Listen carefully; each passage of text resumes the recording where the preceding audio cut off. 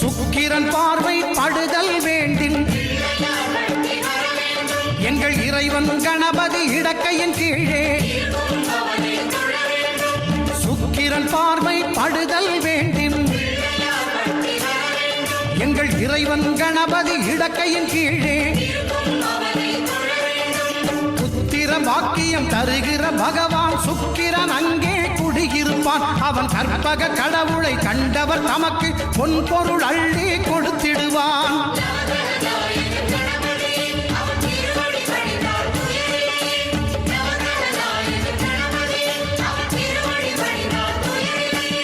ஒன்பது கோளும் ஒன்றாய் காண அங்கு கற்பகம் என்னும் கடவுளின் மெய்யில்